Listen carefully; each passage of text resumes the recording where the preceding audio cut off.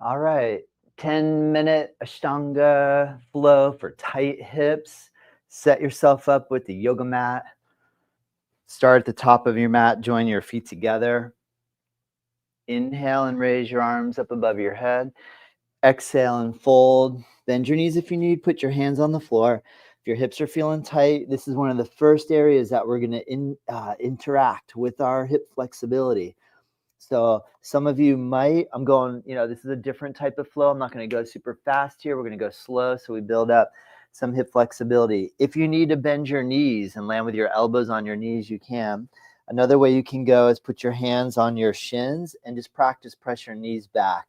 Slide your hands down as far as you can. See if you can land your hands on the floor. Now, if you need, put your hands back up on your legs and lift your chin and do like a cow pose. And then take your hands down, step your feet back, come down on your knees, and lower your body. Now, good way to stretch for tight hips is lower your hips down first, bend your elbows, and slowly lower your belly all the way to the floor. Okay, reverse, up dog. Push down, focus on letting your hips drop down as long as your low back feels good. And then pull them back up, curl your toes, and come into the downward dog. While you're in down dog, lift one heel and push the other heel down. Lift the opposite heel, push the last heel down. And just go right and left a few times to get your hips to go up and down. So basically what happens when one leg is straight, the bent knee side drops down. We stretch pressure into the outer edge of that hip, left leg. And then if you bring your right heel, knee straight, heel down, let your left knee bend and hang from your right hip. This can help to stretch your hips. So you can do that a few times right and left, and then try press both heels down. All the while, breathe through your nose in and out. Okay, now inhale and walk forward to the top of your mat. Land the feet together, bend your knees.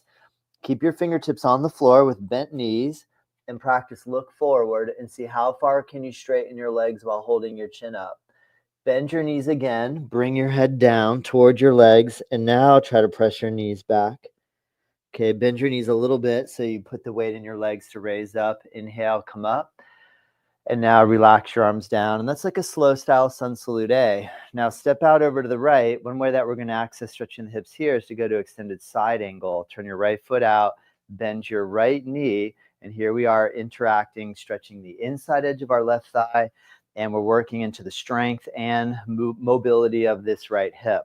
So this is like a warrior B position to set it up. And then what we'll do is bring our elbow on our right thigh. With your left arm, try to go straight up. With your left arm, try to reach above your head. Now with your right hand, try to bring all the way down to the floor on the outer edge of your right foot and stretch really deep into your hips. That might not be possible for you. So what you can do is keep your elbow. It will be possible, but right now, as we're warming up the hips, you can bend this way. Now, what I want you to do is bring your left hand down, raise your back heel up, put both hands on the floor, touch your left knee on the ground, and drop down into your hips. This pose is not officially a part of the Ashtanga series.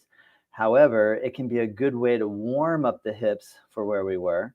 And then what we'll do is we'll curl our back toes under, straighten the left knee, bring the left heel down, bring your right elbow up onto your right knee, and again come into the extended side angle posture.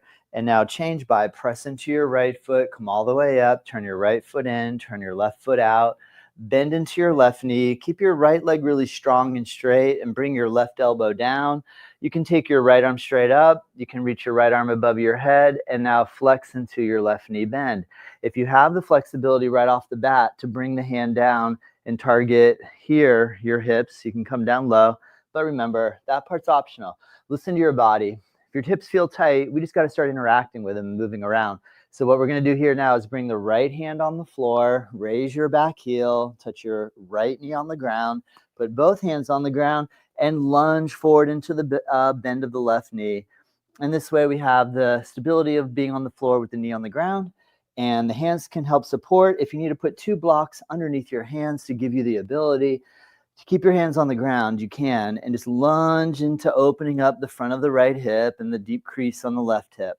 All right, now we're going to come back up. So what you do is you curl your toes under, you straighten your back knee, you bring your right heel back onto the ground.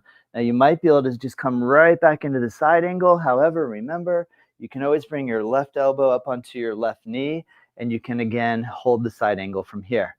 All right, release. press. Come all the way up. Good. And step your feet back together and come back to facing forward at the top of your mat. So now move through a sun salutation by inhale and raise your arms up, and exhale, breathe, fold, and bring your hands down and your head down. On an inhale breath, raise your chin, look forward. And on the exhale breath, step back, touch your knees down. Now, lower down really slowly into your Chaturanga Dandasana, aka low push-up position, and just come all the way down when you get to the point where your arms give way. And then inhale, press into your upward facing dog. And as you exhale, come into your downward facing dog.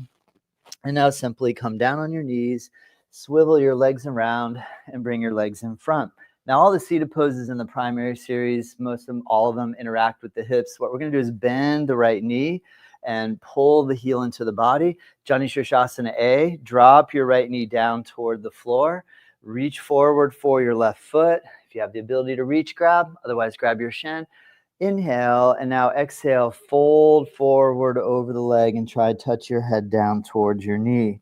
And if you have the range to grab the wrist around, you can. In the beginning, I don't expect this to be how far you go. I want you just to find where your edge is and slow and steady, lean and feel the experience that's going on with your right hip. If your right knee is up in the air, that's very common. One thing you can do is put a prop underneath the edge of the knee. That way you can lean a little pressure of your right arm down against your right leg, and you can rock a little bit over into the hip and practice pushing down on it. If the prop was a little too high, I could go with something a little lower, and you can lean in and use this as a way to start to massage and open up your right hip. For those of you that have the capability of bringing the knee all the way down to the floor, you can do the same thing without a prop underneath it. However, once you've figured out where that leg can go, again, stretch over your left leg and feel that really amazing stretch that happens on the right side waist and low back. And then we're going to switch sides. So we'll come up, and I'm just going to turn. You don't have to turn. You don't have to change your position. I just want to face you. So you take your left leg, you bring it in, you bring the heel close, you relax the left knee down. Remember, you can use a little bit of leaning in over on the left hip. You can use your left elbow against the inside edge whenever you do self-pressure point technique work. Remember, you don't have to push real hard. Just go nice and easy. It's not about making it hurt. It's about using wisdom and intelligence as you move. All right, and then from here, we're going to try to reach forward for the right foot and come forward. So this pose lands in the primary series of Ashtanga Yoga, and it's called Jani Shirshasana A. And it's a good hip opener as well as hamstring stretch position. And release, come all the way up. Good. Now we're just going to go right into a Baddha Konasana A. Baddha Konasana A is where you take your feet together in a foot prayer style. Try to reach forward and grab your feet and pull your feet in towards your hips. It's natural that your knees will be up in the air. Now, just like these two props are not the same height, but just like we did before, what you can do, preferably two pillows or bolsters that are about the same height, you can lean, you can put them underneath, and you can lean your legs down into them.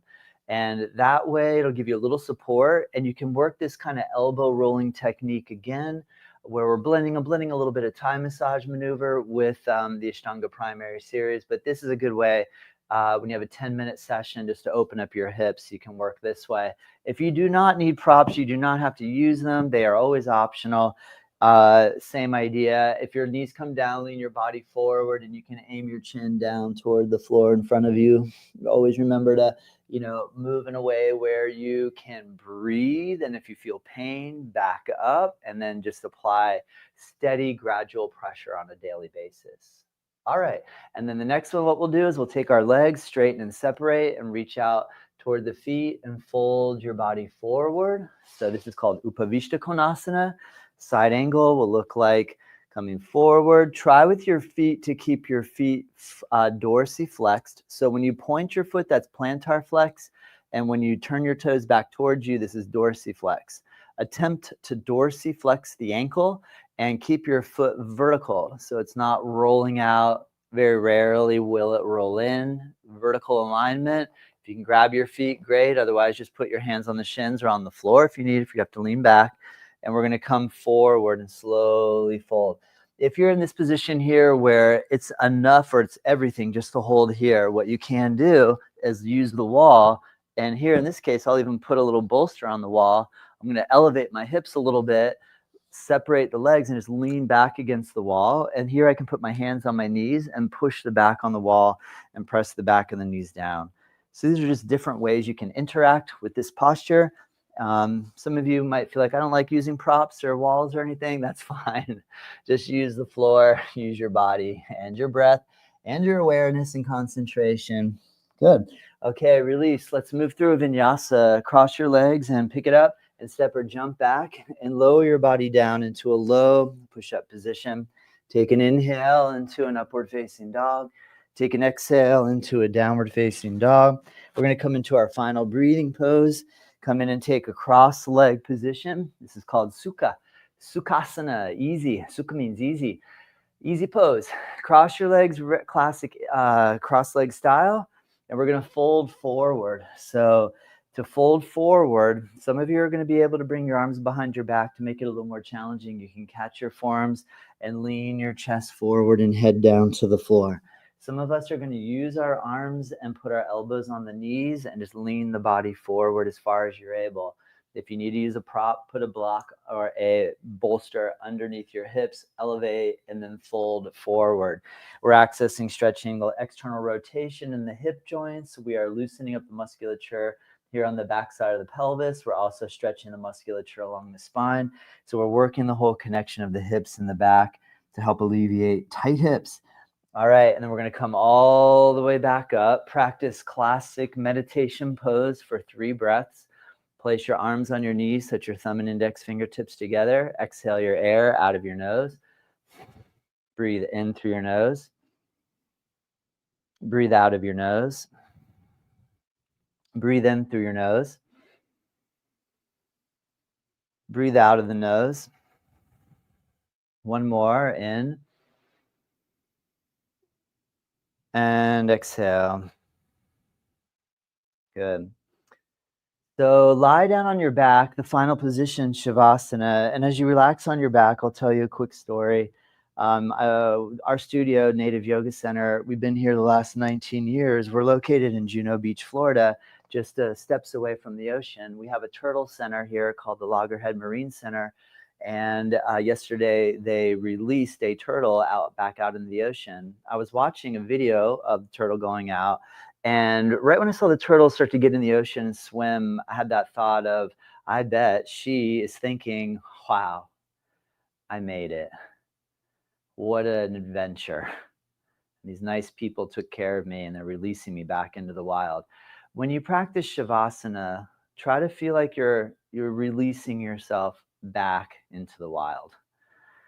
Relax. You're at home, at peace in your home environment. I hope this helps. Take your time as long as you would like. Have a wonderful day. Enjoy. Namaste.